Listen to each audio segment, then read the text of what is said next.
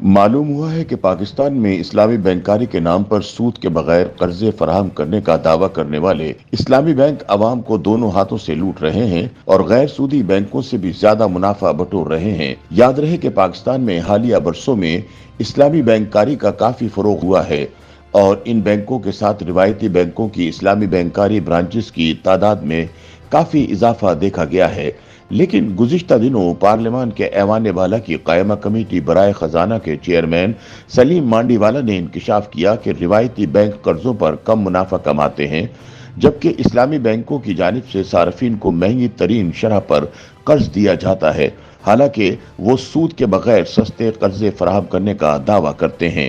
پاکستان میں اسلامی بینکاری سے منسلک مالیاتی اداروں کے مطابق وہ سود سے پاک بینکاری کرتے ہیں، تاہم خزانے کی قائمہ کمیٹی کے اجلاس میں اسلامی بینکوں کے قرضوں پر منافع کو روایتی بینکوں سے زیادہ قرار دیا گیا۔ سینٹ کی قائمہ کمیٹی برائے خزانہ کے چیئرمین سلیم مانڈی والا کے مطابق اسلامی بینکوں کی جانب سے صارفین سے قرضوں پر 25 سے 30% جبکہ روایتی بینکوں کی جانب سے 20% منافع کمایا جا رہا ہے۔ یاد رہے کہ ربا کا عمومی تصور ایسے سود کا ہے جو کسی قرض کے بدلے حاصل کیا جائے۔ واضح رہے کہ ملک میں اس وقت اسٹیٹ بینک آف پاکستان کی جانب سے پالیسی ریٹ یعنی شرح سود 19.5% مقرر کیا گیا ہے اور bank Karachi inter bank offered rate جسے عام زبان میں کائی بور کہا جاتا ہے، اس میں اسٹیٹ بینک آف پاکستان کی جانب سے مقرر کردہ شرح سود سے کچھ فیصد زیادہ سود لیتے ہیں، لیکن دوسری جانب انسٹیٹیوٹ آف بزنس ایڈمنسٹریشن میں سینٹرل آف ایکسیلنس برائے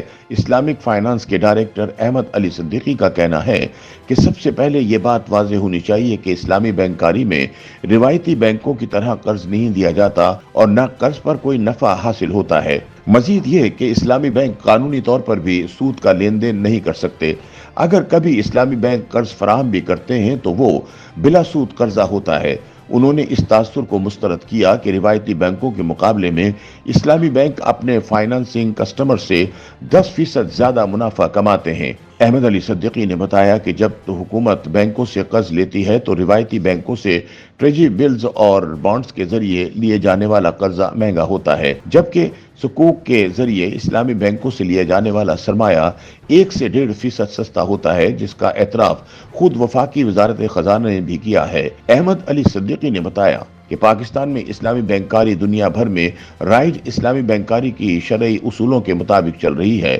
اور اس سلسلے میں اسٹیٹ بینک کا ایک مضبوط اسلامی بینکاری ریگولیٹری فریم ورک موجود ہے، لیکن بینکاری شعبے کے ماہر راشد مسعود عالم نے اس سلسلے میں بات کرتے ہوئے بتایا کہ روایتی بینکاری میں سود کا تصور ہوتا ہے جس میں قرض پر دی گئی اصل رقم پر اضافی رقم لینا وہ اسلامی اسکالرز کے نزدیک حرام ہے اور ربا ہے۔ روایتی بینک میں قرض دہندہ اور قرض خواہ اور سود کا تصور ہے۔ انہوں نے کہا کہ اسلامی بینکاری میں جو اشیاء ہوتی ہیں وہ مراحبہ، اجارہ، مشارکہ جس میں پارٹنرشپ اور نفع نقصان کا تصور ہوتا ہے۔ اسی طرح اگر کوئی صنعت کار کوئی پلانٹ یا مشینری یا کوئی خام مال خریدنا چاہتا ہے تو مراحبہ کے تحت اسے سپلائر کے نام پر پے آرڈر مل جاتا ہے اور پھر بینک اس صنعت کار کے ساتھ معاہدہ کر لیتا ہے۔ تاہم انہوں نے کہا اسلامی بینکاری میں بہت زیادہ دستاویزی کام ہوتا ہے جس کی وجہ سے ان کی جانب سے صارف کو کسی معاہدے میں دی جانے والی رقم کی قیمت زیادہ ہو جاتی ہے۔ قرض دینے پر زیادہ منافع کمانے کے الزامات کے بارے میں پاکستان میں کام کرنے والے بینک اسلامی کے شرعیہ کمپلائنس ڈپارٹمنٹ کے سربراہ عرفان احمد نے بتایا کہ سب سے پہلے یہ بات سمجھنی ضروری ہے کہ سود قرضے کے معاملے میں ہوتا ہے اور اسلامی بینک اپنے صارف کو قرض نہیں دیتا کہ جس پر نفع کی صورت میں سود کمایا جا سکے۔ انہوں نے کہا اسلامی بینک اور صارف مل کر پارٹنرشپ، خرید و فروخت اور کرایہ داری کا معاملہ کرتے ہیں۔ اسلامی بنیادوں پر آٹو فائنانس کے طریقہ کار کی وضاحت کرتے ہوئے انہوں نے کہا کہ اگر کسی صارف نے گاڑی خریدنی ہے تو اسلامی بینک اور صارف اس میں پارٹنرشپ کریں گے اور ایک خاص مدت کے لیے اسلامی بینک اپنی گاڑی میں اپنا حصہ صارف کو کرائے پر دے گا۔ اس دوران جو کہ کرایہ حاصل ہوگا وہ اسلامی بینک کا نفع ہوگا۔ انہوں نے کہا کہ یہ بات بھی واضح ہونی چاہیے کہ اگر گاڑی کو کوئی نقصان ہو جائے تو اسلامی بینک اس اثاثے میں اپنے حصے کے بقدر نقصان برداشت کرتا ہے، جبکہ روایتی بینکوں میں یہ نقصان صارف برداشت کرتے ہیں۔ انہوں نے کہا اسٹیٹ بینک آف پاکستان کے اسلامی بینکاری فریم ورک میں इस्लामी बैंक सूदी मामलात नहीं कर सकते, बल्कि वो सारिफ के साथ खरीदो फरोख्त, किरायादारी या शराकतदारी के जायज मामलात करते हैं। YouTube पर गूगली न्यूज देखने के लिए youtube.com की सर्च बार में गूगली न्यूज टीवी टाइप करें। गूगली न्यूज के पेज पर सुर्ख रंग के सब्सक्रिप्शन वाले बटन पर क्लिक करना ना भूलिए। YouTube पेज पर अपलोड होने वाली वीडियोस से बाखबर रहने के लिए बेल आइकन पर क्लिक कीजिए। आपको हर नई वीडियो के बारे में नोटिफिकेशन मौसूल हो जाएगा।